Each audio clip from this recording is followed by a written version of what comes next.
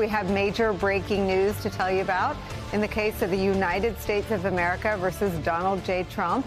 With permission from Judge Tanya Chutkan, Special Counsel Jack Smith has released a filing detailing never-before-seen evidence he has compiled against Donald Trump in his investigation of the federal election interference case. It begins with the defense of Jack Smith's entire case in light of the Supreme Court's immunity decision, which divides official acts from private acts, giving presidents immunity for official ones. It reads in part, quote, "The defendant asserts that he is immune from prosecution for his criminal scheme to overturn the 2020 presidential election because, he claims, it entailed official conduct. Not so.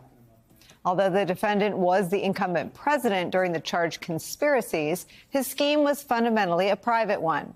This motion provides a comprehensive account of the defendant's private criminal conduct. This, quote, comprehensive account of Donald Trump's criminal conduct is 165 pages long. It's here on our desk. We just got it a few minutes ago. Fortunately for us, we have an entire team of experts, lawyers, and reporters combing through it right now from front to back, from back to front.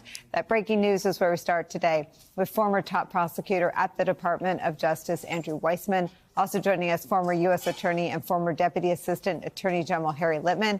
With me at the table, MSNBC legal correspondent Lisa Rubin. Let me read a little bit more to you all. On page 4, quote, "At its core, the defendant Donald Trump's scheme was a private criminal effort.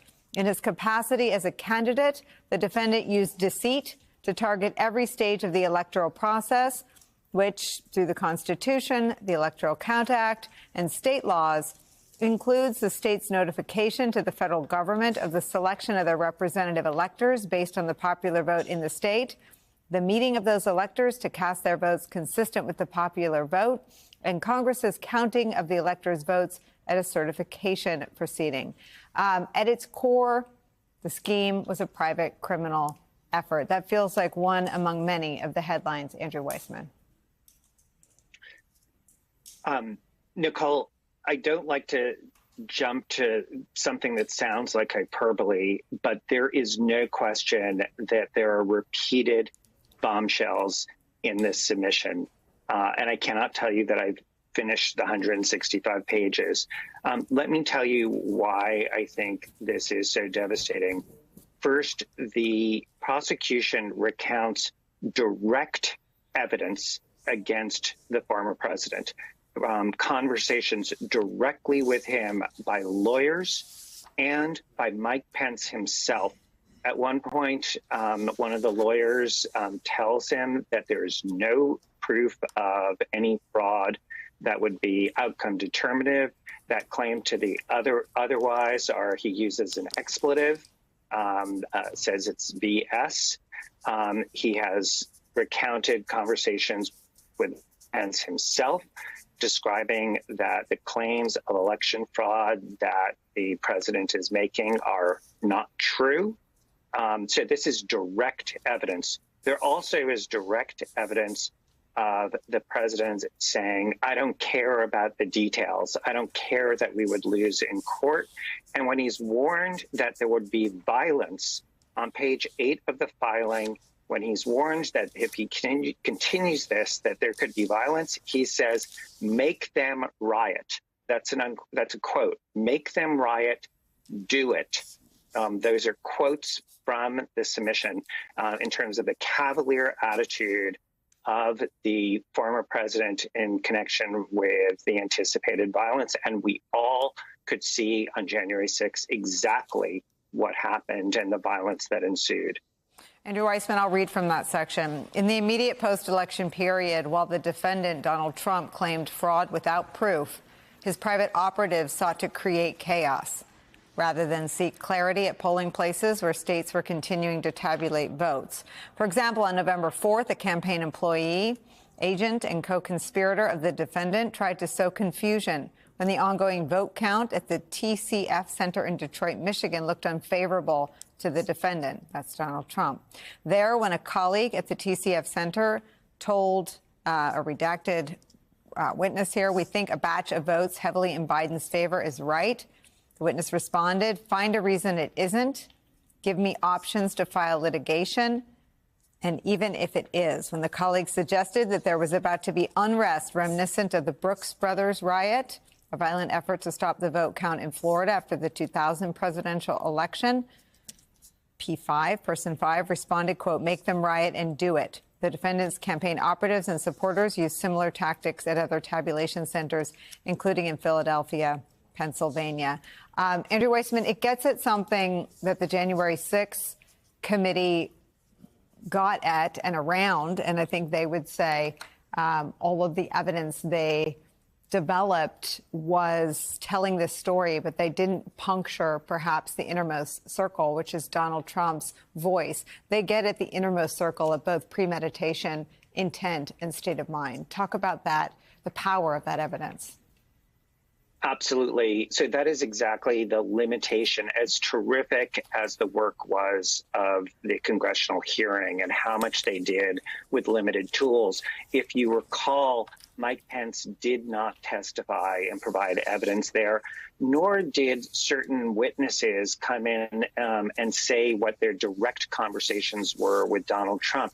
So they talked around meetings, they talked about certain things that happened, but they would not talk about those direct conversations. What this filing shows is Jack Smith did just that. He has those conversations, direct evidence with respect to the former president, direct knowledge to show that he knew that his claims were false. And I think, that's one where we knew that was going to exist. I find the statements about what he thinks about violence is something that is both devastating for the legal case, and you would know better than I, but from a political case, especially in light of the kind of claims that were made yesterday at the vice presidential debate to sort of sugarcoat and whitewash what happened on January 6th, this has Donald Trump being so incredibly cavalier. Remember, at the time that he is reported to be making these statements, he is the sitting president of the United States. And when he is told about potential violence, it is not how do we prevent it. The quote is, do it, make them riot. So it is just so antithetical to what you do when you are a government official, as Nicole, you have been, and I have been, and Harry has been. That is, you take an oath of office to defend the Constitution, to uphold the law. So those kinds of statements that Jack Smith clearly has are really devastating, I think, both from a legal perspective and then obviously potentially from a political perspective. Okay, I want to turn the conversation to Pence. I want to bring Lisa Rubin in, who just gasped upon reading something on page 142. I'll share what you read that made you gasp, and then let's dive into what we know to be new, and that is Mike Pence's voice on all of this. What we had were our eyeballs on Mike Pence's movements on that day. What we had were our ears on the sound of actually a disguised voice testifying before the January 6th Select Committee about the calls, the kinds of calls that came into the sit room back at the White House from Mike Pence's security detail. But we didn't know much in Mike Pence's own voice. We didn't know what he would say under oath as a witness in a criminal proceeding. But now we do. Let me read to you. I'll read first what made Lisa Rubin gasp. Why make everybody wait? From page 142, quote, upon receiving a phone call alerting him, Donald Trump, that Pence had been taken to a secure location, witness P15 rushed to the dining room to inform the defendant, Donald Trump, in hopes that the defendant, Donald Trump, would take action to ensure Mike Pence's safety. Instead, after this person delivered the news, the defendant, Donald Trump, looked at him and said only, quote, so what? Lisa?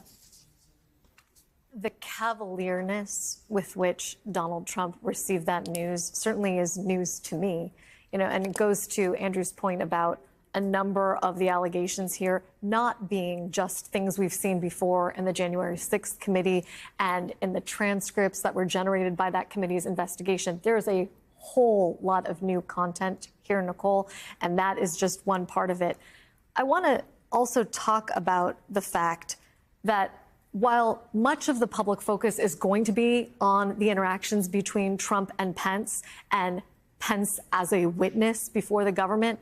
There is so much else here outside of Pence, so that even if a higher court at a later point decides that those conversations really are off limits, it doesn't change the fact that, for example, there are huge chunks of this brief that talk about things that are solely outside the executive branch entirely, including a many-page-long section about Trump's outreach to officials in other states, including his infamous phone call to Doug Ducey, the governor of Arizona, his meeting with the two heads of the Michigan state houses in the White House, a call to then Speaker of the Arizona State House, Rusty Bowers, a call to Chris Carr, the then and current Attorney General of Georgia, and of course the infamous call to Brad Raffensperger.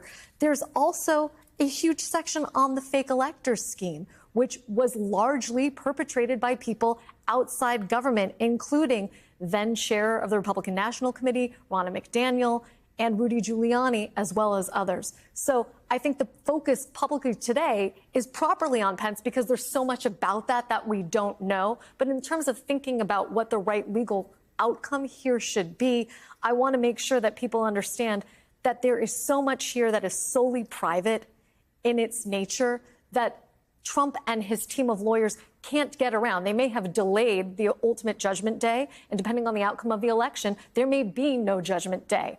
But in a real court upholding the rule of law, there is a plethora of conduct here that is purely private and outside that presidential immunity ruling that should see